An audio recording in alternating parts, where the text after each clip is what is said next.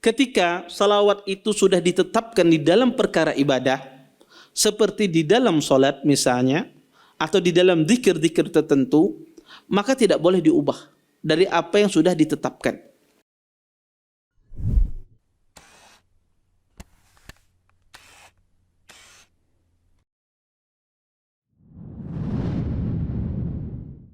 Assalamualaikum warahmatullahi wabarakatuh.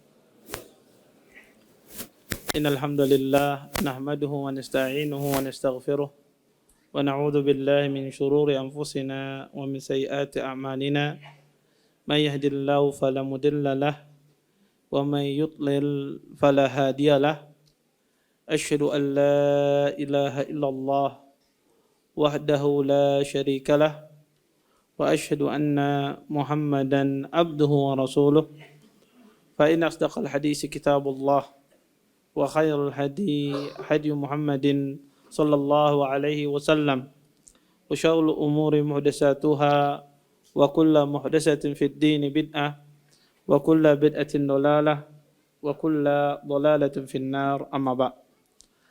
Bapak-bapak, ibu-ibu, ikhwan dan akhwat yang dimuliakan oleh Allah Subhanahu wa taala, alhamdulillah, segala puji bagi Allah Subhanahu wa taala dengan limpahan nikmat yang begitu besar, di antaranya nikmat iman, nikmat Islam, nikmat kesehatan, sehingga kita semua diberikan kemudahan oleh Allah Subhanahu wa taala untuk bisa berhadir di majelis ilmu. Mudah-mudahan apa yang kita pelajari, apa yang kita tuntut pada malam hari ini mendatangkan keberkahan dari Allah Subhanahu wa taala, dan kita bisa mengambil manfaat dari apa yang akan disampaikan nantinya. Bapak, Ibu, ikhwan dan akhwat yang dimuliakan oleh Allah Subhanahu wa taala, insyaallah pada malam hari ini kita membahas kitab yang baru, karena masalah beriman kepada takdir kita sudah selesai alhamdulillah. Maka insyaallah kita masuk pada kitab yang baru, yaitu Mandhumah Al-Qawaid Al-Fiqhiyah. Mandhumah yang berkaitan dengan kaidah-kaidah fikih. Mandhumah ini adalah dikarang oleh salah satu ulama yang sangat besar pada zamannya, yaitu dikarang Syekh Abdurrahman Ibn Nasir Ibn Abdullah Ibn Sa'di, atau yang dikenal di masyarakat kita disebut dengan Syekh Sa'di rahimahullahu taala. Syekh Sa'di rahimahullah ta'ala salah satu ulama yang sangat terkenal ya di kota ya Unaizah. Ya, beliau seorang ulama yang memiliki banyak karya, memiliki banyak tulisan, dan juga mengeluarkan banyak murid-murid yang istimewa. Di antara murid beliau yang sangat terkenal adalah Syekh Shalih Al-Utsaimin. Itu salah satu murid dari murid Syekh Sa'di rahimahullah ta'ala. Dan Syekh Utsaimin rahimahullah ta'ala banyak sekali mengambil ilmu daripada Syekh Sa'di rahimahullah ta'ala. Dan Syekh Sa'di ini karangan beliau, karangannya luar biasa semua. Dan ciri khas karangan beliau itu singkat padat. Maka Anda baca buku apa saja yang beliau karang itu singkat dan padat, dan itu luar biasa. Dan setiap kita membaca karya beliau tidak pernah bosan, karena selalu banyak faedah yang terkandung di dalamnya. Anda kalau punya kitab tafsir Syekh Sa'di rahimahullah ta'ala, cuma satu jilid tafsir tersebut, Anda kalau pernah membaca itu, Anda tidak akan mau berhenti membacanya. Kenapa? Karena faedah yang banyak. Setiap kita baca satu ayat, beliau ngasih faedah. Mungkin pian kalau membaca tafsir Ibnu Katsir, satu lambar, dua lambar menguap sudah. Ya, tetapi kalau pian ya membaca tafsir Sa'di rahimahullah ta'ala punya suasana yang lain. Ya. Kenapa? Karena beliau diberikan kelebihan oleh Allah Subhanahu wa ta'ala di dalam menulis, di dalam mengungkapkan sesuatu singkat padat, sehingga orang kalau membaca buku beliau itu ingin menghatamkan. Ya, tidak mau berhenti terlepas dari buku beliau. Dan ini keistimewaan Syekh Sa'di rahimahullah ta'ala. Dan itu semua karangan beliau. Karangan beliau sangat indah dan singkat dan padat. Di buku hadis beliau ada punya karangan, di dalam buku tarbiyah pendidikan beliau punya karangan, ya. Maka banyak sekali karangan beliau. Oleh karena itu, salah satu karangan beliau yang sangat terkenal, singkat, padat tetapi sangat banyak makna, sangat banyak faedah adalah kitab beliau ini, karya beliau ini, Manzumah Al-Qawaid Fiqhiyah. Ya, beliau nazam itu ya menjadikan qawaid fiqhiyah itu bait-bait ya yang dibaitkan sehingga mudah dihafal, mudah diingat, dan seseorang sangat mudah ya dalam mempraktekkan qawaid tersebut terhadap hukum-hukum yang baru yang terjadi pada masa kita saat ini. Bapak Ibu ikhwan dan akhwat yang dimuliakan oleh Allah Subhanahu wa taala, di depan kita ini kitab Manzumah ini yang ditulis oleh Syekh Sa'di rahimahullah taala ini berbicara tentang kaidah fikih. Apa bedanya orang belajar fikih dengan orang yang belajar qawaid fiqhiyah? Tentu berbeda. Orang belajar fikih itu dia sekedar menguasai masalah yang dipaparkan di hadapannya. Berbicara tentang masalah jual beli, apa hukum persekat bai'ul urbun misalnya. Dia hanya menguasai masalah tersebut. Tapi orang kalau belajar qawaidul fiqhiyah, dia akan menguasai ribuan masalah dengan satu kaidah. Ya. Ada masalah yang sama pakai kaidah ini. Sehingga orang kalau mau jadi alim, dia belajar qawaidul fiqh. Sehingga dia dengan kaidah itu dia bisa menerapkan ribuan masalah yang dia hadapi di dalam kehidupannya. Berbeda orang hanya belajar fikih. Makanya qawaidul fiqhiyah itu disusun oleh para ulama. Maka banyak para ulama dari masa ke masa mereka menulis kitab qawaid fiqhiyah. Dan di antara kitab yang sangat indah, sangat ringkas dan mudah dihafal, cuma 7 lembar kada sampai ya, yang ditulis oleh Syekh Sa'di rahimahullah taala dalam bentuk nazam. Dan insyaallah kita baca ya manzumahnya ya, dan insyaallah pertemuan kali ini kita memulai dengan muqaddimah saja. Ya, memulai dengan muqaddimah, dan insyaallah minggu depan kita baru masuk kepada pembelajaran kaidah yang beliau sebutkan. Di sini Syekh Sa'di rahimahullah taala beliau memulai ya kitab beliau dengan memulai bismillahirrahmanirrahim. Bapak Ibu, sunnah ya seseorang ketika memulai sesuatu, baik dia menulis, baik dia mengarang sebuah kitab, ataukah dia melakukan sesuatu hal, maka kata para ulama disunnahkan dia memulai bismillah. Apakah semua sesuatu itu disunnahkan memulai bismillah? Ada hadis yang mengatakan bahwasanya kullu syai' la yubda'u bi basmalah fahuwa abtar. Segala sesuatu yang tidak dimulai dengan basmalah maka itu terputus sia-sia. Tetapi hadis ini hadis yang lemah. Hadis ini adalah hadis yang lemah. Kata para ulama, segala sesuatu ya dimulai dengan bismillah kalau ada dalilnya. Maka di dalam menulis kita disuruh memulai bismillah. Apa dalilnya? Dalilnya adalah Nabi SAW ketika berkirim surat kepada Herculius, kepada ya Raja Persia, ya, dan kepada Raja Romawi, ya, maka Nabi SAW ketika berkirim surat kepada mereka, Nabi SAW memulai surat beliau dengan bismillah. Oleh karena itu kata para ulama disunnahkan seseorang itu memulai bismillah pada yang ada dalilnya, dan tidak semua perkara itu dimulai dengan basmalah. Ada perkara-perkara tidak dimulai dengan basmalah. Di antaranya orang ketika azan apakah disunnahkan membaca bismillah sebelumnya? Tidak. Orang ketika misalnya hendak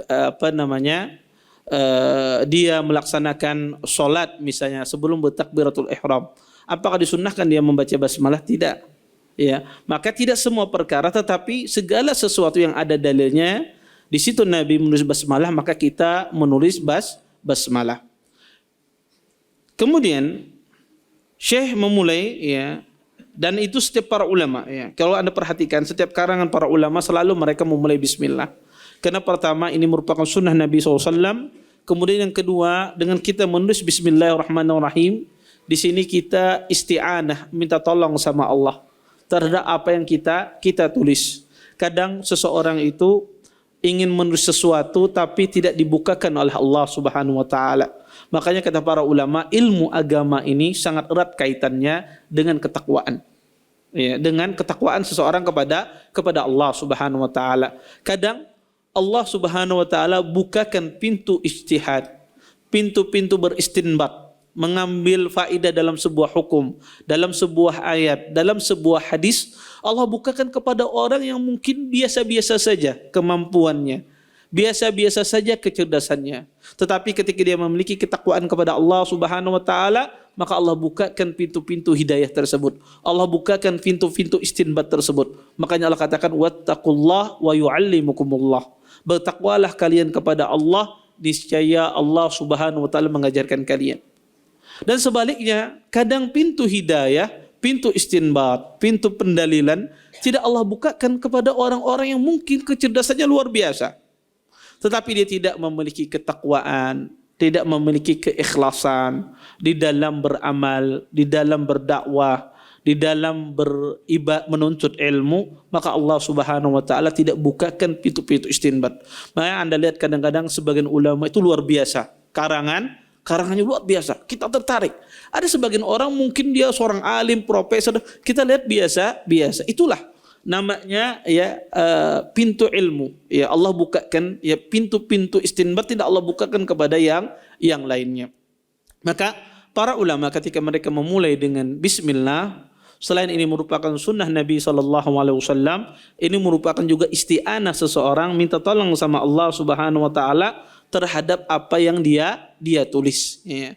Kadang kita ingin menulis sesuatu, ajal menjemput kita, sehingga tidak sampai kita menyempurnakan tulisan. Dan berapa banyak para ulama, ya, mereka mati, meninggal, tidak menyempurnakan karangan mereka. Kadang kita ingin menulis sesuatu, sudah ada yang punya yang ditulis, kadang kita tertimpa musibah, tertimpa masalah, kada tertulis-tulis. Ya, dan ini banyak sekali. Maka butuh namanya manusia itu minta tolong sama Allah Subhanahu wa taala. Kemudian di sini Syekh memulai ya bait ya manzumah beliau dengan mengatakan alhamdulillahil aliyil arfaqi wa jami'il asya'i wal mufarriqi. Kata beliau, segala puji bagi Allah Subhanahu wa taala, ya, Tuhan yang maha tinggi dan Tuhan yang maha lembut. Wa jamil asya'i wal mufarriqi, dan dialah Allah taala zat yang maha mengumpulkan dan memisahkan segala sesuatu. Di sini Syekh rahimahullahu taala, Syekh Sa'di rahimahullahu taala, beliau memulai dengan memuji Allah Subhanahu wa taala. Padahal kata para ulama, biasanya orang itu kalau menulis kitab, kalau menulis manzumah seperti ini tidak dimulai dengan hamdalah. Tidak mulai dengan hamdalah. Biasanya ahlul ilm memulai dengan bismillah. Tapi kenapa di sini Syekh memulai dengan memuji Allah Subhanahu wa taala? Kata para ulama, memulai dengan memuji Allah ini ketika kita sedang berkhutbah. Kalau kita berkhutbah, kita memuji Allah Subhanahu wa taala. Di sini kata para ulama, ya, Syekh di sini ingin menggabungkan bahwasanya beliau ya dari satu sisi beliau menulis ya sebuah tulisan karangan, di satu sisi beliau ingin karangan beliau ini dikhutbahkan. Ya, maka beliau menggabungkan bismillah dengan memuji Allah Subhanahu wa taala. Alhamdu itu artinya pujian. Di dalam bahasa Arab ada istilah alhamdu, ada istilah as-sana, itu keduanya memuji. Ada istilahnya al-majdu, pujian. Ketiganya adalah maknanya sama, tetapi memiliki pemahaman yang berbeda-beda. Kalau alhamdu adalah seseorang memuji Allah Subhanahu wa taala. Ketika pujian itu diulang 2 kali, makalah disebut dengan as-sana. Sana itu adalah mengulang pujian. Ketika pujian itu terus diulang-ulang, maka itu disebut dengan al-majdu. Ya, dia memuji Allah disebut dengan tamjid, ya. Ya, maka itu adalah pujian yang berulang-ulang, ya. Maka al-majdu itu adalah pujian yang berulang-ulang, terus diulang-ulang. Maka disebut dengan al-majdu. Ya, atau disebut dengan tamjid. Maka alhamdu ini adalah pujian kepada Allah Subhanahu wa taala. Kata beliau, segala puji bagi Allah al-ali, bahwasanya Allah itu maha tinggi. Di sini beliau menetapkan bahwasanya Allah itu tinggi, zatnya dan kedudukannya. Orang-orang di luar ahlus sunnah wal jamaah, mereka selalu mentakwilkan sifat ulu, sifat maha tinggi Allah. Mereka selalu menakwilkan bukan uluwul zat, tapi uluwul qudrah, atau mereka mengatakan bahwasanya Allah itu maha tinggi sifatnya, bukan maha tinggi zatnya. Kenapa? Karena orang di luar ahlus sunnah wal jamaah, mereka tidak menetapkan Allah itu bersemayam di atas arasnya.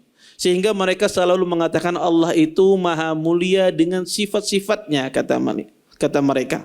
Tetapi mereka tidak menetapkan Allah subhanahu wa ta'ala maha tinggi dengan zatnya. Ahlus sunnah tidak. Ahlus sunnah wal jamaah, mereka meyakini bahwasanya Allah subhanahu wa ta'ala itu tinggi dengan zatnya dan sifatnya.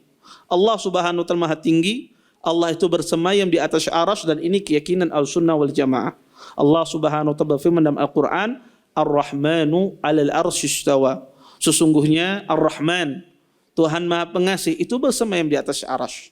Bahkan ada seorang wanita, seorang jariyah datang kepada Nabi SAW bersama majikannya Umayyah. Umayyah ini memukul budaknya, dia pukul budaknya. Kemudian dia menyesal. Akhirnya dia bawa budaknya ini di hadapan Nabi SAW. Kemudian Nabi bertanya kepada seorang budak wanita yang masih kecil, Aina Allah? Di mana Allah? Kata Nabi. Kemudian wanita ini pun mengatakan, Fis sama. Allah itu bersemayam di atas arasnya di langit. Kemudian kata Rasulullah, A'tikha fa innaha mu'minah. Kata Nabi SAW, bebaskanlah dia, sesungguhnya dia adalah wanita yang beriman. Maka budak ini saja, dia menetapkan bahwasanya Allah itu berada di atas langit. Sebagian orang-orang di luar ahlus sunnah wal jamaah, mereka mentakwil hadis ini dengan takwil yang ajib. Bahkan sebagian mereka melemahkan hadis ini. Padahal kada tahunya hadis ini di Sahih Muslim. Hadis ini di Sahih Muslim dilemahkan. Ya, padahal tidak ada satu ulama pun yang melemahkannya. Dikatakanlah hadis ini hadis yang muttarib, hadis yang goncang karena lafaznya berbeda-beda. Bukan hadisnya yang goncang, tapi otak mereka yang goncang. Ya, hadisnya sahih. Ya, hadis dikeluarkan di dalam Sahih Muslim, dan tidak ada satu ulama pun yang melemahkannya. Dan hadis ini luar biasa menetapkan tentang sifat Allah Subhanahu wa taala. Allah itu bersemayam di atas arasnya. Kemudian Syekh di sini mengatakan al-aliyyil al-faq, bahwasanya Allah Subhanahu wa taala itu maha lembut. Nabi SAW mengatakan, innallaha rafiqun yuhibbur rifqa fi amri kullih. Sesungguhnya Allah itu maha lembut dan mencintai kelembutan dalam segala hal. Pernah suatu hari Aisyah radhiyallahu taala anha menerima tamu dari orang Yahudi.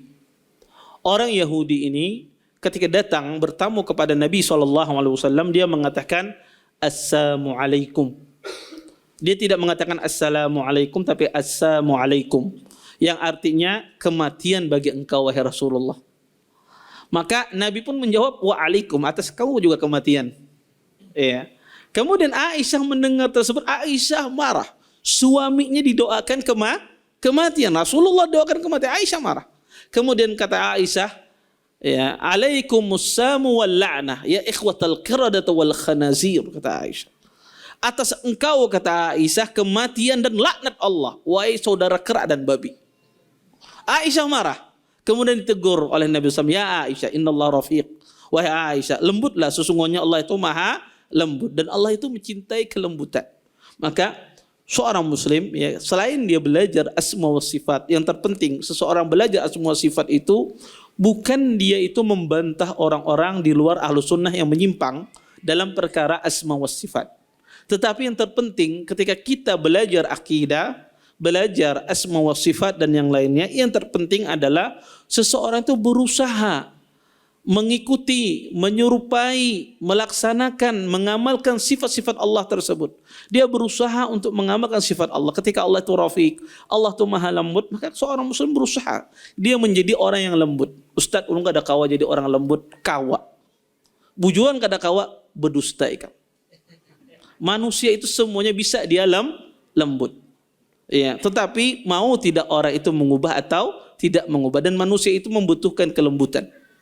Manusia itu lebih membutuhkan kelembutan daripada kekasaran, daripada ketegasan. Makanya Allah katakan kepada Nabi SAW, kata Rasulullah, kata Allah Subhanahu wa taala, "Lau kunta faddan ghalidhal qalbi lan faddu min hawlik."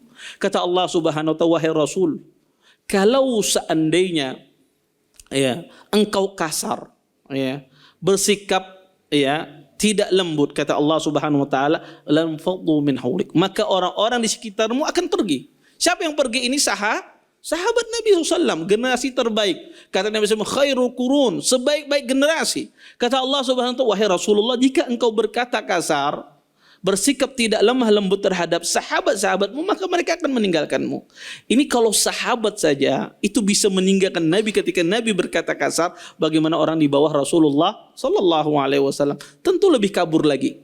Tentu orang tersebut lebih ragu lagi. Bahkan Allah Subhanahu Wa Taala menyuruh Nabi Musa dan Nabi Harun alaihi wassalam, ketika datang kepada Fir'aun, Allah suruh mereka berdua ini untuk berkata dengan lemah lembut. Faqula lahu qawlan layyina. Kata Allah, wahai Nabi Musa, wahai Nabi Harun, berkata lembutlah kalian kepada Fir'aun.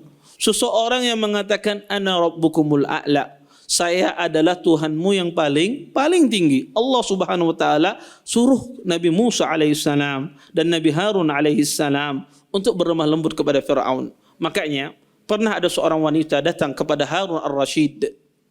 Wanita ini berkata kasar kepada Harun ar-Rasyid. Kemudian Harun ar-Rasyid bertanya kepada wanita ini. Kata Harun ar-Rasyid, mana yang lebih utama? Kamu atau Musa alaihissalam? Mana yang lebih afdal? Kamu atau Musa? Kata wanita ini, Musa alaihissalam lebih baik daripada saya. Kemudian kata Harun ar-Rasyid, mana yang lebih kejam? Saya apa Fir'aun? Kata wanita, jelas Fir'aun. Wah, Fir'aun itu membunuh orang, mengaku Tuhan, engkau tidak ada artinya dibandingkan dengan Fir'aun. Kalau begitu, Allah saja, kata Harun ar-Rasyid, memerintahkan Nabi Musa dan Nabi Harun untuk berlemah lembut dengan Fir'aun. Kamu bukan Nabi, dan saya bukan sekejam Fir'aun, masa kamu berkata kasar kepada saya? Maka dibutuhkan kelembutan di dalam kehidupan. Seseorang bersama keluarganya, seorang bersama anaknya, seorang ayah bersama anaknya, seorang anak bersama ayahnya, seorang adik bersama kakaknya. Orang itu membutuhkan kelembutan. Lebih dibutuhkan kelembutan ketimbang kekasaran, sikap yang tidak lembut terhadap sesama manusia. Kemudian Nabi SAW juga menjelaskan kepada kita, orang itu Allah tinggikan ketika dia memiliki sifat yang lembut. Kata Nabi SAW, maka narifku fi syai'in illa zana. Kata Nabi SAW, tidaklah kelembutan itu dimiliki seseorang kecuali akan menghias dia. Dan sebaliknya, kekasaran itu dimiliki oleh seseorang kecuali memperburuknya.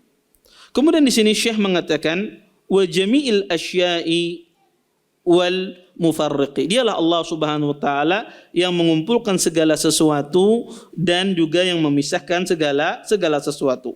Bapak Ibu, ikhwan dan akhwat yang dimuliakan oleh Allah Subhanahu wa taala, di sini Syekh ingin menjelaskan bahwasanya di antara sifat Allah Subhanahu wa taala, Allah itu menjadikan sesuatu yang hampir mirip-mirip Allah jadikan sama dengan hukumnya. Dan juga Allah membedakan sesuatu yang berbeda. Sesuatu yang berbeda Allah Subhanahu wa taala bedakan. Dan di sini Syekh ingin mengisyaratkan kaidah fiqhiyah juga demikian. Qawaid, orang belajar kaidah fiqhiyah, Syekh ingin mengatakan orang belajar kaidah fikih ini, kata beliau, adalah membedakan apa yang beda, mengumpulkan apa yang mirip. Maka itu kaidah fikih. Mengumpulkan apa-apa permasalahan yang mirip dikumpulkan dengan satu kaidah. Membedakan sesuatu yang beda. Maka di sini beliau membawa perkataan wajamil asya, walaupun ini kembali kepada Allah, beliau ingin mengisyaratkan kaidah fikih juga demikian, mengumpulkan sesuatu yang hampir mirip dan membedakan sesuatu yang berbeda. Kemudian Syekh melanjutkan dengan mandhumahnya, din ni'amil wasi'atil ghazirah wal hikamil bahiratil kathirah. Kata beliau, dialah Allah Subhanahu wa taala pemilik nikmat yang luas lagi melimpah. Dan dialah Allah Subhanahu wa taala yang memiliki hikmah yang bersinar dan lagi banyak. Di sini saya ingin menjelaskan bahwasanya yang memberikan nikmat itu hanyalah Allah Subhanahu wa taala. Dialah Allah Subhanahu wa taala yang memberikan nikmat kepada hamba-hambanya. Makanya nikmat Allah itu sangat banyak. Allah mengatakan dalam Al-Quran, wa in ta'uddu ni'matallahi la tuhsuha. Jika seandainya kalian menghitung nikmat Allah, niscaya kalian tidak akan sanggup menghitungnya. Maka seorang muslim wajib dia bersyukur terhadap nikmat Allah Subhanahu wa taala. Nikmat ini Bapak Ibu, orang itu akan bisa merasakan bersyukur terhadap nikmat Allah ketika nikmat itu diambil oleh Allah. Kita baru tahu besarnya nikmat ketika nikmat itu diambil oleh Allah Subhanahu wa taala. Kita tahu besarnya nikmat kesehatan ketika kita ditimpa penyakit. Kita tahu besarnya nikmat seseorang memiliki suami ketika suaminya dimatikan oleh Allah Subhanahu wa taala. Seseorang tahu nikmat begitu nyamannya dia pergi ke masjid, beribadah di awal waktu ketika dia ditimpa berbagai macam penyakit yang dia tidak bisa datang lagi ke masjid. Dan orang akan tahu nikmatnya, lezatnya menuntut ilmu ketika orang itu dipalingkan dari menuntut ilmu, dia tidak bisa lagi menuntut ilmu. Maka Anda lihat, Anda tanya saja kepada orang-orang yang dulu pernah menuntut ilmu, ya. Sekarang dia bergelimang dengan hal-hal yang menjauhkan dia dari ilmu. Di dalam hati kecilnya sedih. Bukan dia senang, dalam hati kecilnya sedih. Kenapa? Karena hilang kenikmatan yang dulu dia dapatkan. Maka orang itu tahu besarnya nikmat ketika nikmat itu diambil darinya. Baru orang itu bisa menghargai nikmat tersebut. Maka dialah Allah Subhanahu wa taala, kata Syekh, yang mengingatkan kita, yang wajib kita bersyukur kepada Allah agar selalu nikmat tersebut ditambah oleh Allah Subhanahu wa taala. Kemudian juga Syekh menjelaskan bahwasanya Allah itu Al-Hakim. Allah itu Maha bijaksana di dalam segala perkaranya, di dalam segala ketetapannya. Maka Allah Subhanahu wa taala, apa yang Allah tetapkan, disitulah terdapat hikmah Allah Subhanahu wa taala, kebijaksanaan Allah Subhanahu wa taala. Kemudian setelah itu Syekh mengatakan, summa sholatu ma'a salamin daimin ala rasulil qurasyil khatami. Kata beliau, kemudian salat dan salam senantiasa tercurah kepada Rasul Al-Qurasyi dari Quraisy, ya, dan beliau adalah Rasul penutup dari para nabi-nabi. Di sini Syekh menjelaskan, ya, summa salatu wassalam, bahwasanya kata salat itu secara asal maknanya doa. Salat itu secara asal maknanya doa. Tetapi ya, kadang-kadang salat itu juga bermakna as-sana. Ya, kadang-kadang salat itu bermakna sana. Di antara dalil yang menunjukkan ini adalah firman Allah di dalam Al-Qur'an, huwallazi yusalli 'alaikum wa malaikatuh. Sesungguhnya dialah Allah Subhanahu wa taala yang memuji Rasul, yang memuji kalian, ya, wa malaikatuh, dan malaikatnya. Maka kata salah itu asalnya maknanya doa, tapi tidak mesti makna asal makna salah itu doa. Bisa makna salah itu maknanya adalah seseorang, ya, mengucapkan pujian. Dan salawat kepada Nabi SAW itu diajarkan oleh Rasulullah SAW. Para sahabat bertanya, ya Rasulullah, kaifa nusalli alaik? Wahai Rasulullah, bagaimana kami salat besar untukmu? Maka kata Nabi SAW, qulu Allahumma salli ala Muhammad. Katakanlah Allahumma salli ala Muhammad. Taib. Bersalawat kepada Nabi, apakah lafaznya harus Allahumma salli ala Muhammad? Apakah boleh seseorang itu bersalawat kepada Rasulullah, dia mengatakan wassalatu wassalamu ala Rasulillah? Ataukah harus redaksinya itu Allahumma salli ala Muhammad? Bapak Ibu, harus dibedakan.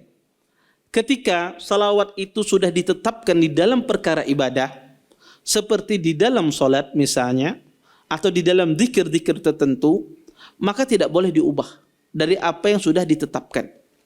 Tetapi kalau di luar itu, yang tidak ada kaitannya, maka apakah boleh kita bersalawat kepada Nabi tidak mengatakan Allahumma salli ala Muhammad? Misalnya kita mengatakan wassalatu wassalamu ala Rasulillah. Ya. Allahumma salli ala habibinal Mustafa misalnya. Nabiyina Muhammad misalnya. Boleh tidak? Maka pendapat yang paling benar boleh. Ya tidak mengapa.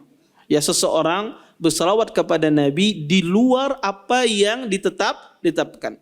Adapun di dalam salat itu sudah caranya khusus ditetapkan oleh Rasulullah sallallahu alaihi wasallam. Tidak boleh kita ubah. Ataupun di dalam zikir-zikir yang telah disebutkan, maka tidak boleh kita ubah dengan lafaz yang lain. Adapun selain itu yang tidak ditetapkan, maka pada asalnya boleh seseorang bersolawat kepada Nabi dengan lafaz yang lain.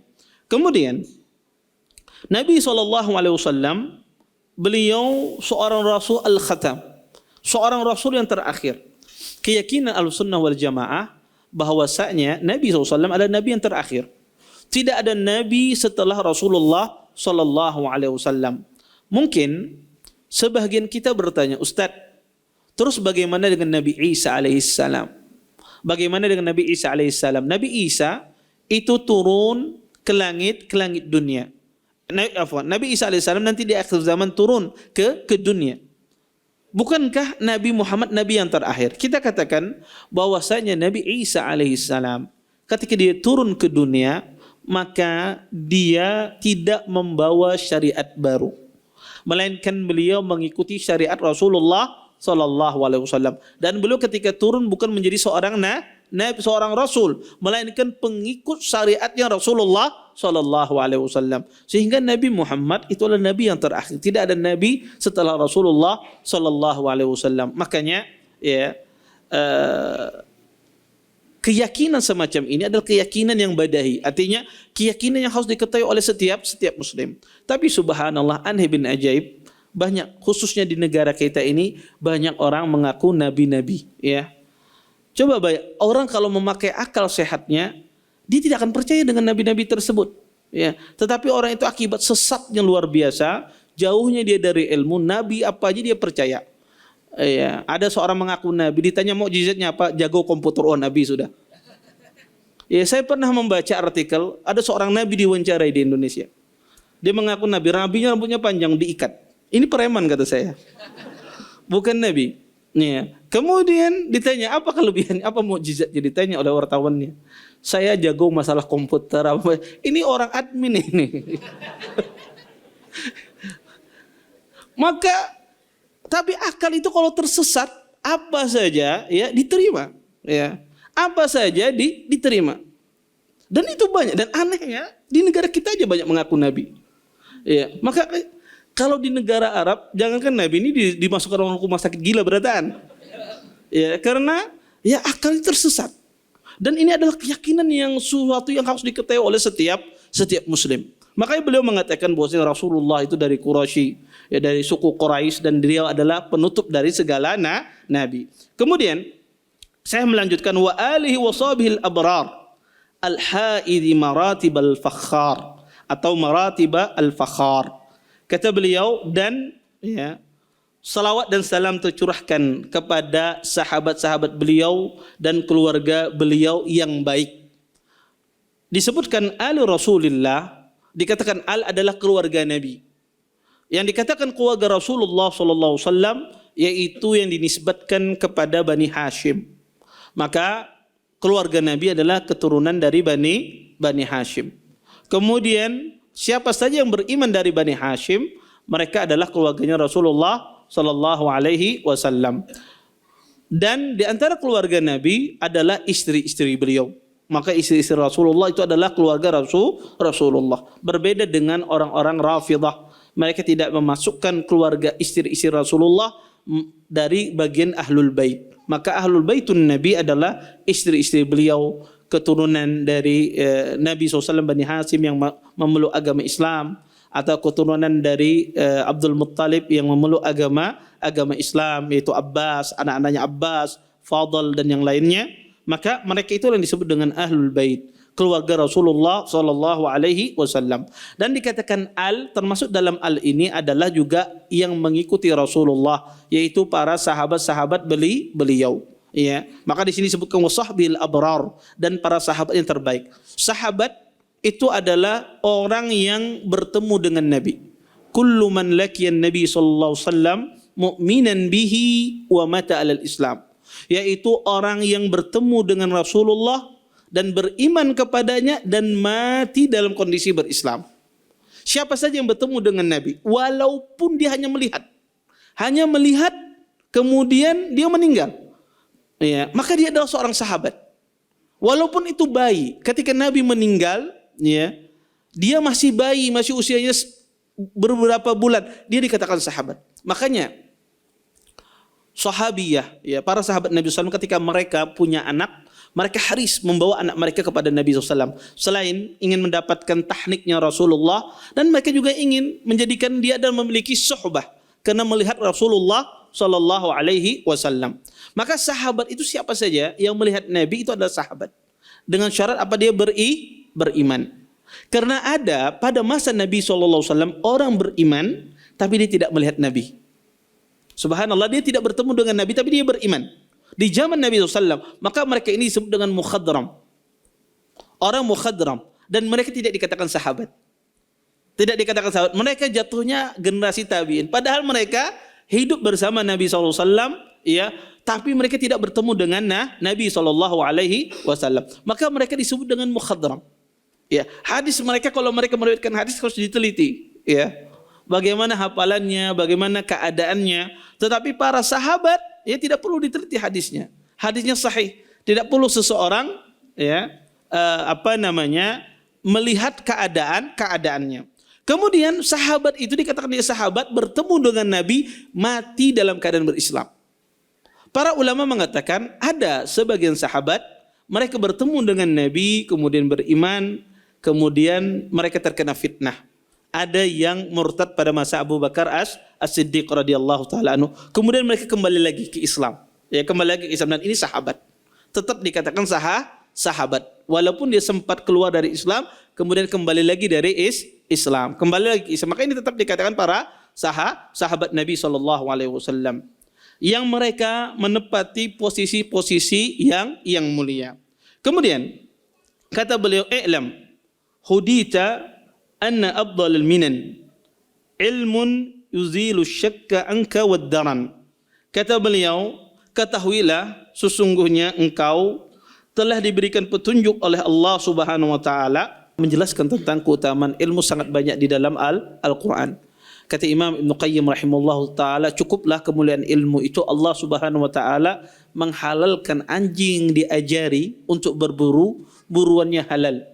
Anjing yang berilmu, buruannya halal. Anjing yang tidak berilmu, buruannya menjadi haram. Kata Imam Ibn Qayyim, cukuplah itu kemuliaan ilmu. Ya. Allah membedakan dua binatang yang sama-sama haram, binatang yang najis, tetapi ketika dia diajari dengan ilmu, buruannya menjadi halal. Dan kalau kita melihat, ya, hadis-hadis sangat banyak tentang keutamaan ilmu, maka beruntung orang yang menuntut ilmu, orang yang belajar ilmu agama, hadir di majlis ta'lim, maka ini adalah senikmat-nikmat, ya, afdalul minan, kata beliau. Tetapi perkataan Syekh mengatakan bahwasanya menuntut ilmu adalah afdalul minan, nikmat yang paling utama. Ini yang dimaksudkan beliau adalah bahwasanya menuntut ilmu itu menjadikan kita sampai pada nikmat yang tertinggi. Nikmat yang tertinggi apa? Seorang muslim ketika dia mendapatkan nikmat yang tertinggi dari Allah adalah dia melihat wajahnya Allah di surga. Itu adalah nikmat yang paling tinggi yang dirasakan oleh seorang muslim. Dan ilmu itu mengatakan kita ke sana, mengatakan kita ke surga, melihat wajahnya Allah Subhanahu wa taala. Kemudian Syekh menjelaskan keutamaan ilmu, kata beliau. Pertama, ilmu itu yuzilu syak, menghilangkan keraguan. Orang menuntut ilmu itu bertambah yakin di dalam dirinya, bertambah yakin dia tentang keagungan Allah, bertambah yakin dia dengan keesaan Allah, bertambah yakin dia dengan kekuasaan Allah Subhanahu wa taala, dan sebaliknya. Dan ini perhatikan, dan ini bahaya. Orang yang jauh dari ilmu maka keyakinannya makin menipis. Maka Anda lihat orang yang murtad, orang yang intikas, melakukan maksiat, dulunya rajin sidin ini. Akhirnya apa? Dia mencukur jenggotnya, dia isbal, dia ngerokok, dia lakukan segalanya. Padahal dulunya kada sidin itu. Kenapa? Karena dia jauh dari ilmu. Orang itu kalau jauh ilmu, imannya makin menipis. Ya, digunduli imannya oleh maksiat. Maka ilmu itu menambahkan keyakinan. Orang menuntut ilmu itu pasti bertambah yakin. Was-was yang ada di dalam dirinya akan hilang. Makanya siapa saja yang memiliki sifat apa saja, sifat was-was, orang yang suka mudah ragu bahwa menuntut ilmu. Ilmu apa saja yang dia tuntut itu hilang di dalam dirinya. Keraguan, hilang di dalam dirinya was-was. Dan itu kaidah para ulama mengatakan ilmu itu menghilangkan keraguan. Anda ragu dalam masalah apa saja, bahwa menuntut ilmu maka menghilangkan keraguan. Kemudian kata Syekh, faedah dari ilmu ini sendiri bahwasanya ilmu itu mencegah kita dari perkara yang kotor. Artinya apa? Ilmu itu mencegah seseorang terjerumus dalam perkara syubhat. Dan ilmu itu juga mencegah seseorang terjerumus dalam perkara syahwat. Karena kerusakan manusia di muka bumi ini, kezaliman manusia di muka bumi ini, maksiat yang dilakukan oleh manusia di muka bumi ini adalah disebabkan dua hal. Akibat dia terkena syubhat atau terkena syahwat. Itu fitnah di dunia ini. Syahwat ya dihilangkan juga dengan ilmu.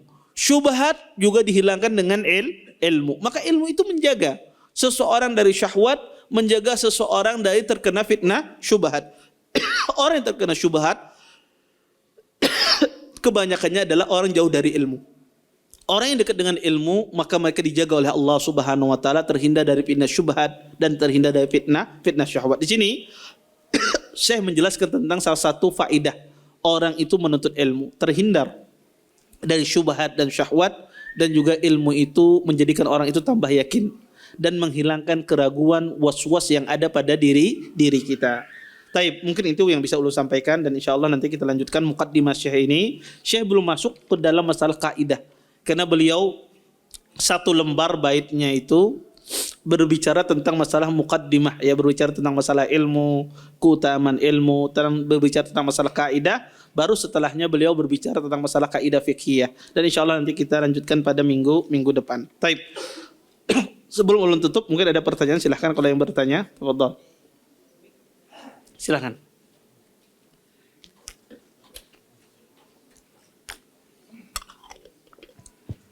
Bismillah.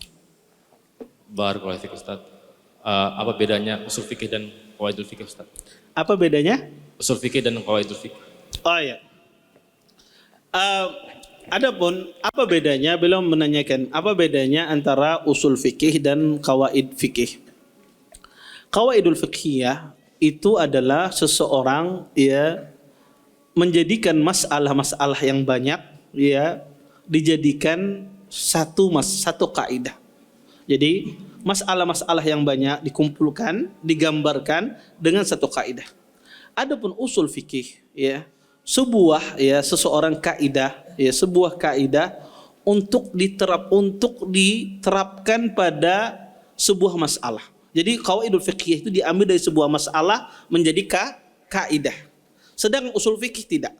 Usul fikih itu menerapkan kepada sebuah masalah. Ada masalah, masalah ini hukumnya apa? Pakai ilmu usul fikih. Menerapkan sebuah hukum pada sebuah masalah. Ya, itu perbedaannya. Di antara perbedaan usul fikih dengan qawaid fiqhiyah. Wallahu taala alam. Baik. Ustaz, sebenarnya kan sama kawan itu kadang ada yang ngiau dengan kata Syekh, Ustaz, itu boleh lah kira-kira. Iya. Beliau menanyakan, bolehkah ada kita mengiau sesama kawanan, ya Syekh misalnya, ya Ustadz misalnya. Pertama, kalau orang memanggil antum ya Syekh, kalau antum bukan Syekh, tersinggung seharusnya. Karena Syekh itu adalah orang tua. Orang jalannya sudah bungkuk itu Syekh. Aku masih muda, masih kawa bini lagi kan kayak itu. Maka kalau orang memang, kecuali dia adalah orang berilmu, ya orang berilmu, Syekh berarti maksud ta'zim, ya pengagungan. Tapi kalau sama-sama muda, ya Syekh jangan, aku masih muda, syabab, ya masih muda. Tetapi apakah boleh kita memanggil saudara kita dengan ya Ustadz, ya Syekh? Sebetulnya boleh. Tetapi jangan sampai ada pergeseran makna. Pergeseran makna gimana? Ketika kita memanggil seseorang ya Ustadz, ya Syekh, menjadikan orang menyangka dia adalah orang Ustadz beneran, padahal ada Ustadz. menyangka dia adalah orang yang alim beneran, padahal dia bukan orang yang alim. Kalau menimbulkan semacam ini tidak boleh.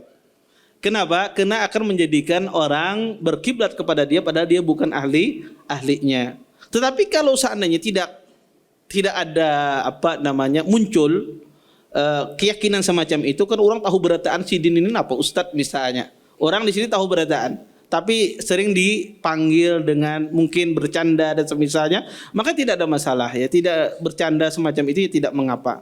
Tetapi kalau itu menimbulkan pergeseran makna, pemahaman makna yang berbeda, orang si Din ini Ustadz juga lah, maka ini tidak boleh. Ya tidak boleh. Kenapa? Karena menjadikan orang nanti bertanya bukan kepada ahlinya. Wallahu a'lam. Taib, ada lagi yang lain? Taib. Taib. Ustadz, kami pernah membaca hadis itu di buku kelas 3 SMA.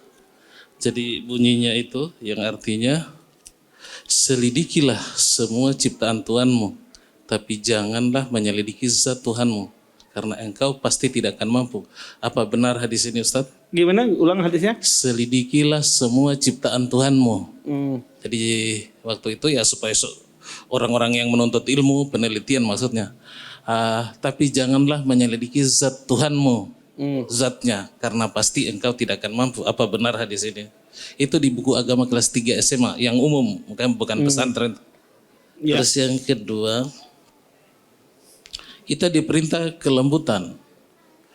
Tapi banyak kalau seorang pemimpin, banyak yang justru yang berhasil itu yang tegas, yang keras. Kami pernah melihat sendiri. Ada petani waktu itu di Sulawesi Tenggara dipaksa menanam coklat. Mereka kan biasa untuk kehidupannya hari-hari, tapi dipaksa. Jadi mereka dengan terpaksa menanam. 4 tahun kemudian, kecamatan itu jadi kaya raya. Bahkan mereka membeli mobil Pajero, membeli kulkas. Karena mereka tidak tahu kulkas untuk apa, mereka isi pakaian. Saking kayanya, padahal tidak ada listrik di situ. Mereka karena banyak uangnya. Akibat pemimpin tadi yang paksa. Pemimpin ini yang ekspor. Kan coklat, mereka tidak makan coklat waktu itu. Jadi itu salah satu contoh, tapi banyak yang berhasil. Jadi yang kami tanyakan, pada saat mana bisa lembut, pada saat mana bisa tegas atau keras. Yang ketiga, di luar materi, yang sambungan pertanyaan Anda di Al-Faruq,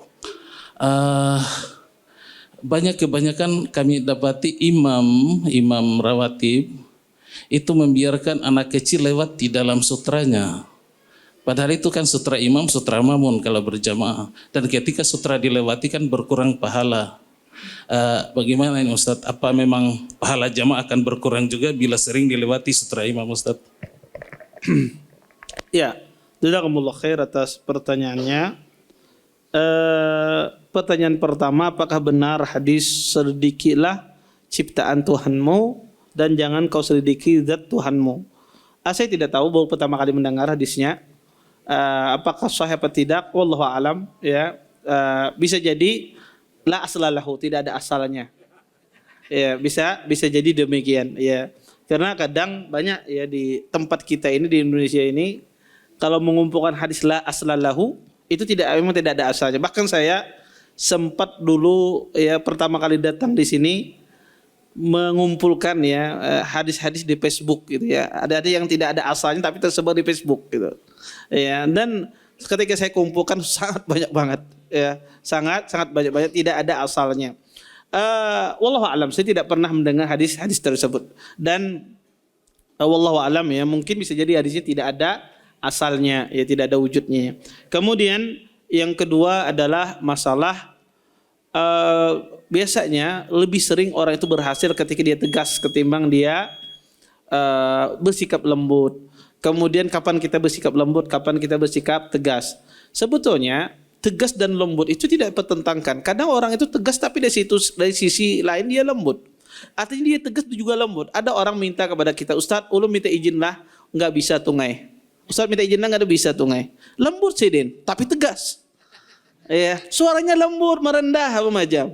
Kadang orang identik tegas itu dengan suara keras, tidak. Kadang orang tegas tapi dia lembut. Dia kekeh dia, si dia lembut, tapi kekeh dia. Ini yang susah, ya. Dan orang mengumpulkan sifat semacam ini luar biasa. Ya, kita biasanya orang ngotot kita naik sepaning sudah. Ya, kalau orang ngotot kita sudah naik sepaning. Tapi kalau orang dia tegas kemudian dia lembut itu bisa digabungkan. Sehingga ya tidak perlu dipertentangkan antara tegas dengan lembut. Kadang orang bisa menggabungkan antara sikap lembut dan dia sikap tegas terhadap bawahannya. Tapi kapan kita bersikap keras misalnya? Kapan kita bersikap lembut? Lembut itu dipakai kalau seandainya orang itu diberikan isyarat paham. Kasih isyarat kada boleh. Oh inggih, paham dia. Salah lagi kasih isyarat paham dia. Ada orang dikasih isyarat kada boleh, tetap aja gawe. Iya, terus dikasih isyarat lagi, tetap aja gawe. Nah, ini bawa pemangkung hanya ampe. Maka ada orang itu kalau dia dengan isyarat dia pahami sudah. Tapi ada kapan kita tegas ya, keras kita apa? Ketika dengan isyarat dia tidak paham sebagai seorang pemimpin misalnya. Dia sebagai kepala dalam perusahaan dan semisalnya. Dia sikap tegas dengan cara ini dikasih isyarat kan mau kalau perusahaan biasanya potong gajinya, kan semacam itu biasanya. Ya dipotong gajinya atau kalau dia di dalam bekerja di dalam sebuah tim misalnya atau seorang kepala rumah tangga ada anaknya misalnya ditegur baik-baik kada mau akhirnya abahnya pukul. Kenapa? Karena dia tidak paham dengan bahasa isyarat. Makanya kata Nabi SAW, pukullah anakmu ketika usia 10 tahun. Dipukul tidak ada masalah kalau seandainya isyarat itu tidak paham. Ya, maka kapan kita menggunakan keras adalah ketika kelembutan tidak bisa digunakan. Kemudian yang ketiga, apakah seorang imam ketika anak kecil melewati di depan sutra, maka dicegah. Ya, kalau anak kecil melewati depan imam, itu dicegah imamnya mencegah. Tapi kalau anak kecil lewat di depan makmum, ya itu tidak ada masalah. Tapi di depan imam, maka imam berusaha mencegah agar tidak lewat di hadapannya. Ya, maka dia berusaha semampunya. Kalau anak kecilnya masih bisa dia gendong anak kecil tersebut. Bisa dia gendong. Yang anak kecil itu kalau dia dicegah dia paham, mengerti aja. Kecuali 1-2 ikung aja anak kecil itu kalau kita cegah dia kada mau mentaati bahkan bagi dia ini tantangan tersendiri. Ada sebagian anak kecil demikian tapi kebanyakan anak kecil dia kalau kita tegur dia sudah menurut aja paham ya. Seyogyanya imam demikian, dia melarang agar tidak melewati sutrahnya. Taib. Apakah di dalam Islam diperbolehkan menjadi rasis? Contohnya seperti melakukan ujian rasis kepada ras etnis Yahudi. Mengingat Yahudi adalah ras, sedangkan agamanya adalah Yudaisme. Dan gerakan politiknya adalah Zionisme. Jazakallah khairan. Biasanya kita menyebut Yahudi itu agamanya bukan ya orangnya. Kita menyebut orang Yahudi. Maksudnya adalah ajaran agama Yahudi itu sendiri. Sebetulnya la musyahata fil istilah. Ya. Tidak perlu dipertentangkan penamaan. Ya, kalau pian berbicara Yahudi, Ustaz kalau orangnya Yahudi. Kalau berbicaranya agama Yudaisme, jangan pian Yudaisme ya, tetapi pian berbicara tentang orang Yahudi atau pian berbicara tentang agamanya tapi pian sebut Yahudi. Maka sebetulnya enggak ada pertentangan karena kebanyakan kita ustaz dan yang lainnya ketika menyebutkan Yahudi maksudnya adalah berbicara agamanya bukan orangnya. Karena kalau kata Yudaisme ngalih benar di lidah. Ya, rasa ngalih mana untuk menyebutkan dan itu sebetulnya tidak ada dalam musyahata fil istilah. Kata para ulama, selama yang ditujukan itu maksudnya sama, maka tidak ada masalah. Ya, sama orang mengatakan istilahnya orang ini tidak berilmu. Ya. Sama dia mengatakan orang ini tidak mengerti itu sama. Orang yang tidak berilmu tidak mengerti itu sama. Sama dengan orang mengatakan ikam ini kada pintar itu sama sebetulnya.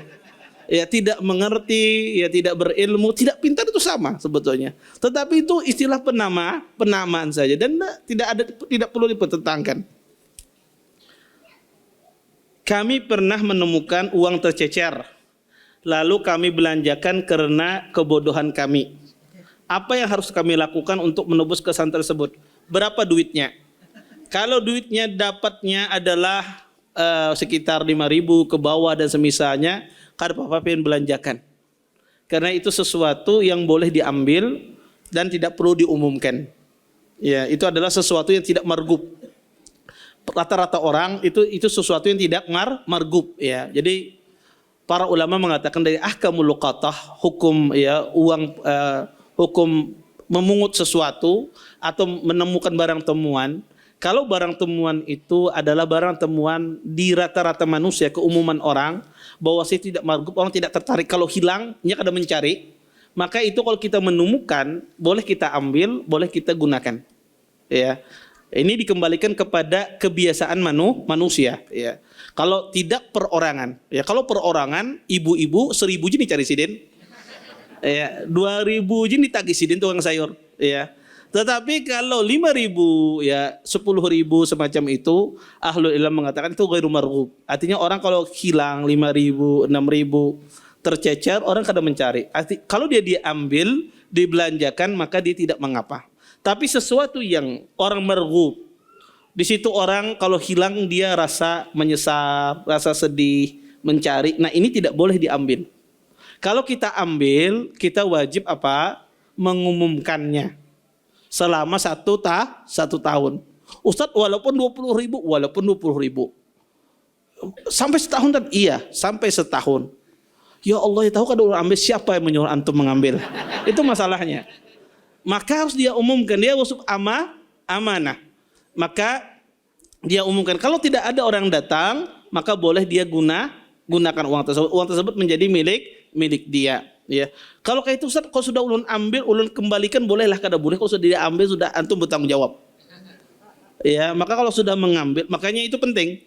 Kalau seandainya di masjid itu bagus juga. Kalau di masjid itu ada tempat menaruh barang kehilangan di luar masjid disediakan. Ya, barang kehilangan atau duit kehilangan misalnya dimasukkan di sana atau dilaporkan kepada panitia. Nanti orang kalau mau mencari ke sana itu sebetulnya bagus. Kalau ada fasilitas demikian. Maka ini dilihat tadi, berapa uang yang diambil.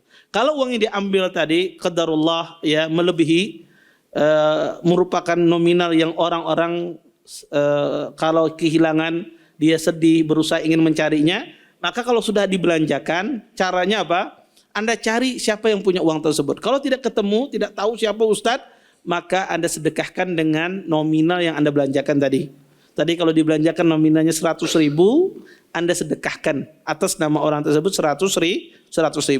Kalau orang yang datang tetap sedekahkan, disuruh dia memilih.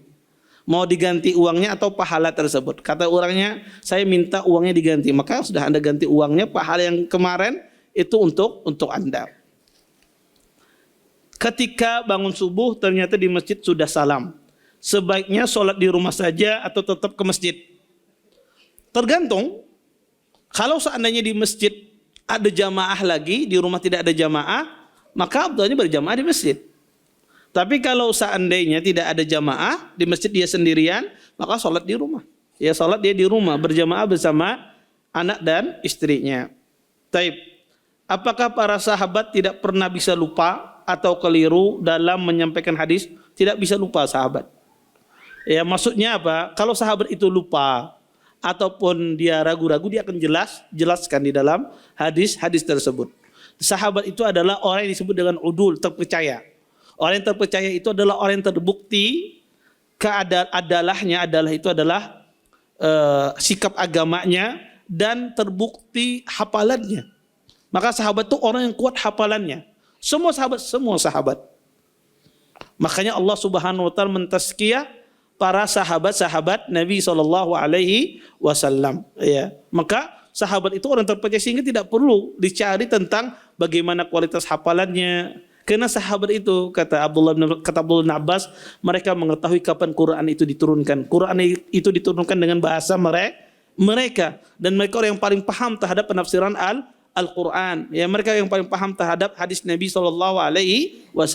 Oleh karena itu tidak perlu seseorang mencari ya tentang bagaimana hafalan para sahabat Nabi SAW. Taib. Apakah ada sunnahnya mencengangi wajah ustadz saat kajian? Ya. Taib. Sebetulnya ya tidak ada dalil secara khusus untuk menyuruh melihat wajah ustaz atau menunduk. Iya. Tetapi seseorang berusaha bagaimana sikap yang baik di hadapan ustadz. Ya, kalau seandainya ya sikap yang baik dia menunduk ya menunduk. Sikap baik dia memandang ya memandang. Maka ya cari sikap yang terbaik ya. Karena ada juga orang itu apa? Dia ingin berbuat baik sama ustadznya ya, akhirnya dia menunduk. Sakainya guring. Ya. Maka ini kadang-kadang juga ya ini bahaya ya.